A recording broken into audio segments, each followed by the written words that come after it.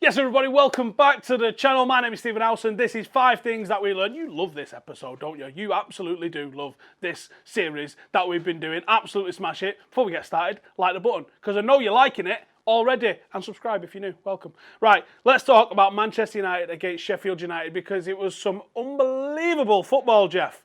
First thing that we learned, number 1, fluid football.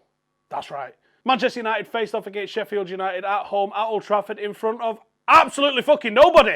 But it was good. And it was good in more ways than one. We saw Bruno and Pogba start the game, and all of our hopes, dreams, wishes were fulfilled. Manchester United completely controlled the game. We controlled the game against the team with a back three that sat back, that didn't really want to engage with us, and we carved them open time and time again. Check this out in terms of the number of passes that Manchester United had. We had 681 passes, with 181 of those coming in the final third, compared to Sheffield's 279 across the entire game. Only 70 of those came in the final third. Very clear to see that we were on top. But, Steve, Sheffield United didn't have Dean Henderson. At what fucking point does a goalkeeper being in net have any impact on how a game goes? Ultimately, the goalkeeper's there to save the shots that happen. He has no impact on whether he faces them shots or not. United was on top, but John Egan didn't play. Don't remember these excuses when we didn't have Paul Pogba for almost the entire season.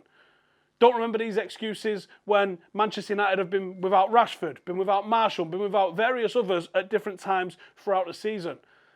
United came up against a Sheffield United team that have absolutely exceeded expectations so far this season. And yes, do you know what? I will give you that on the back end of lockdown, they have not looked anything like themselves. They haven't scored a single goal, although technically they did, but they didn't. They haven't scored a single goal. Newcastle put 3 past them. Should we be getting too excited? 3-0 actually flatters them. United should have had way more than the 3 goals that went in. As well as Pogba and Bruno in midfield, what we had yesterday was Nemanja Matic, and Nemanja Matic's play was understated. 94 out of 98 completed passes. Nemanja Matic recycled possession, moved it forward at the right time, and spread the play when it was needed to. It was an intelligent performance, I thought, from Nemanja Matic, perfectly blending what you had with both Pogba and Bruno, who were doing the more creative thing. A special mention, and to almost illustrate the point, the 3rd goal should be hung up in a fucking museum. It was an absolute work of art. From Pogba to Bruno, and Bruno with a back heel, we've got Marcus Rashford involved, we've got the finish from Tony. It was everything that a Manchester United fan should be dreaming of. Excellent one-touch football, trickery, and the absolute audacity of the finish from Anthony Martial is exactly what we want to be seeing. And what a goal to seal your hat-trick with. Number 2, we sort of touched on it a second ago, but it was Nemanja Matic was quality. Now, I didn't pick him in my predicted 11. The reason for that was I thought we was going to need energy, but I also thought Sheffield United was going to be a lot better than I thought they were going to be 2 or 3 notches better than what they actually was. I thought they were going to be a notch or 2 better than what they actually were. That might have been down to Manchester United. That might have been a bad day at the office for Sheffield United. The reason I wanted to see McTominay is I thought we were going to need legs, and I thought we were going to need someone that could get across the pitch and have all sorts of different recoveries and interceptions and stuff like that. But actually, the way it played out, Matic did that. We had 8 ball recoveries. Like I said before, 94 completed passes out of 98. Fantastic. 24 final third passes, which was actually the 2nd highest in the team.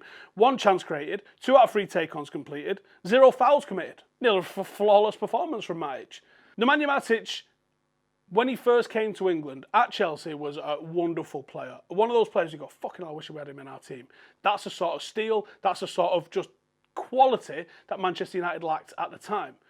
Jose Mourinho comes in. He signs Nemanja Matic. That's one of his allies. That's someone in the dressing room for Jose Mourinho. And Jose Mourinho drove him like he stole him. Absolutely ridden him into the ground. And following international tournaments, Matic just looked drained. You know, he didn't look a shadow of his former self. We saw Matic come back into the team, I think it was just after Christmas, and actually looked pretty good after that rest for the first time in years that he'd had. Then we saw him come back yesterday, and we go, actually, maybe he's not as old and washed up as we thought. Maybe the correct way to utilise Matic is to use the youthful exuberance that you've got in McTominay and what you've got in Fred and interchange them in the squad, because the experience that Matic has got and the quality that Matic has got is undeniable. But he can't play every week. Manchester United right now should be either trying to groom one of them lads as a replacement, or to bring in someone like a Sal Niguez that could take on that mantle and be the first choice player, and then maybe move Matic on once that's done. Rather than what we do very frequently, which is let him go and go, right then, what we're doing. A bit of planning to eventually replace Matic would go a long way. Progressive Pogba. No, we're not talking about his political allegiances. We're talking about what he did on the football pitch. Now, I'm going to throw some stats from this game at you, and you guys are going to go, yeah, it's pretty decent, I guess. But then I'm going to throw another stat at you, and you're going to go, fucking hell, that's not bad. So, in this game against Sheffield United, 79 passes, 66 completed. 22 completed attacking third passes, 4 chances created, which was the most, 5 out of 5 take-ons, and some of those take-ons were outrageous, can we just say that? 5 ball recoveries, 3 out of 3 aerial duels won, which is why you see him as the deeper midfielder, making it a very formidable midfield for Manchester United. All right, okay, those are nice little stats. We saw him dominate the game at times. We saw the switches of play. We saw him, like we said, creating chance after chance after chance. That was fantastic to see. Here's the stat that's going to blow you away. It was his first start in 9 months against a team that actually could have overtaken us if they'd have beaten us. So let's not pour water on what Sheffield United are all about. Our victory at Old Trafford for them yesterday sees them looking up, or us looking up at them in a table. Paul Pogba owned that game of football yesterday. Now, you can't look past Martial after him scoring 3 goals. Paul Pogba was right in the mixer there as well. Fantastic game from Paul Pogba. When we look at Pogba's top 3 combinations of passes, you see that it's just far more progressive than what Matic's were. And this is backed up by the fact that he made 37 completed passes out of 48 attempted were forward. He found Luke Shaw the most, 15 times, then his midfield partner Bruno 11 times, remembering Bruno is ahead of him, and then Mason Greenwood 8 times, showing how eager he was to spread the play, to switch the play, and to move it forward. Very, very encouraging, I thought, there from Paul Pogba. He was ridiculous, and very unlucky not to get an assist, actually, with the amount of chances that he created. But we can't talk about Paul Pogba without talking about that filthy nutmeg. He then goes on and takes on another couple of players before finding Anthony Martial. And Martial, unfortunately, played his only miss of the game. Mint. Number 4, probably made this number 3 actually, shouldn't we? But number 4, hat-trick hero Anthony Martial. Tony was absolutely clinical today, and we saw probably the most clinical performance that we've seen from him. The first hat-trick that we've seen in the league in 7 years. It's been far too long coming, hasn't it? And it was nice to see a bit of a different sort of goal from him as well. When we think of an Anthony Martial goal, it's usually coming from the edge of the box, cutting inside, and then passing it past the keeper. That's an Anthony Martial type of finish. Yesterday we saw an audacious chip over the goalkeeper, which was my favourite. But what's more pleasing is him scoring those one-touch finishes. One-touch finishes suggest that your teammates are putting the ball on a plate for you. Actually, the tweet of yesterday was Gary Lineker's, which is that Rashford doesn't just serve school dinners, he also serves crosses on a plate. I'll get my coat. I didn't say it, Gary Lineker said it. Don't blame me. Tony Martial only had 4 shots on goal yesterday, 3 of which were on target, 3 of which ended up in the back of the net. Contrast that to his game against Tottenham Hotspur, where he had 2 shots, very good opportunities and very good locations to be shooting from, and none of them ended up in the back of the net.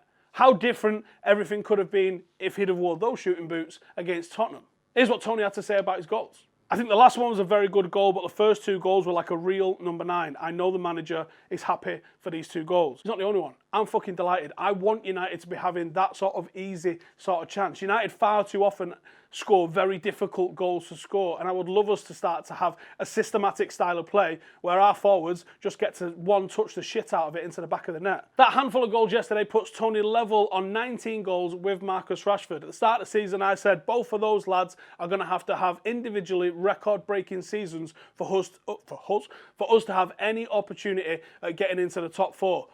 We're on the cusp of that. Not only are we on the cusp of that, Mason Greenwood could probably finish the season with about 15 goals, which is filthy. You're going to expect both Marcus and Tony will end up with 20 goals this season. I'm almost certain of that if they play. And one or both of them could end up with 25 goals. There is plenty enough games for them to play. That's a fantastic return from 2 forwards. And not only that, Marcus had something to say as well, that they're not selfishly not looking to provide the other. We saw Martial give an opportunity for Marcus, which wasn't on his best foot and probably should have done better with it. We won't go into the second one, which he definitely should have finished. But it shows that they're looking for each other. Tony said the following: there's no competition. You see, he gave me 2 assists today. I gave him the chance to score, so there's no competition. We just want to win. Marshall's stats against Sheffield United in full then. 3 goals, 7 years since the last hat-trick that United have had in the league. 25 passes with 92% completion, that's good. 17 completed attacking third passes, 1 chance created. 3 out of 5 take-ons, which was the second most. And number 5 then, I mentioned this on the review yesterday, that we shouldn't lose again this season, at least domestically. There's literally nobody, weirdly Arsenal are the team that I fear in the FA Cup, but Arsenal could go out to Sheffield United who've been shit. That's the most Arsenal thing ever, isn't it? Sheffield United haven't scored in 3 matches since lockdown and then go out and beat Arsenal. I mean, we're all pulling for that. But I think Arsenal are the only team left in the cup that I really fear. I know we can beat City. I know we can beat Chelsea. Arsenal are just weirdly shit enough that we'll lose to them. But when you look at the fixtures that United have got ahead of us in the remaining campaign, there isn't a team we should fear. Even Leicester have been dreadful at the moment. Even though they're above us in the table, there is not a team that United should fear. And we could go out and win every single game. And we can go out and make sure that Champions League spot is ours. Yes, we hope City are out of the Champions League and they get their ban upheld. That would be fantastic. We mean that we're currently in a Champions League qualifying spot. But let's win it on our own terms, not because someone broke the rules. Let's win it on our own terms. Solskjaer said something really good yesterday, which he said, I'm not even thinking about 4th. 3rd's there for the taking. I love that mentality. Let's go out and get 3rd spot. And let's go out and win the FA Cup. Yes, it'll be shit winning it with an empty Wembley, but you know what? It's another one in the pile. And it's another opportunity for Ole Gunnar Solskjaer to secure his job and to continue the good work that he's doing at United. Oh, and after that's finished, then we've got a festival of football with the Champions League and Europa League in August. And normally, our Europa League preparation is usually a little bit wishy-washy. We very often see Europa League fixtures are forgot about. You've then got like a quick recovery turnaround where you've got all this travel and then you're back in the league and then you're back in Europe and then you're back in the league. That's not going to happen. United will go into Europa League, hopefully knowing that we're already in the Champions League and we've already won the FA Cup. The confidence that United could carry into this Europa League campaign could be key. We've got essentially a game off against Lask because we've got a 5-0 advantage from the first leg. Then we'll have the quarterfinals, which is going to be a single leg game. Then we've got the semi-finals as a single leg semi-final. And then obviously a final, which is always a single leg anyway. Manchester United could easily finish 3rd, FA Cup champions of the world and Europa League champions of the universe. We could do that. And what a fantastic end to the season that would be. What a brilliant confidence boost that would be. And what a shot in the arm for all the fucking dicks who call Ole Gunnar Solskjaer a PE teacher. Thanks for watching. Check this little trailer out because we're recruiting for Paddock FC. If you think you've got some feet on you, if you think you can play football, if you're local to Manchester, the link is in the description for it. But check this trailer out.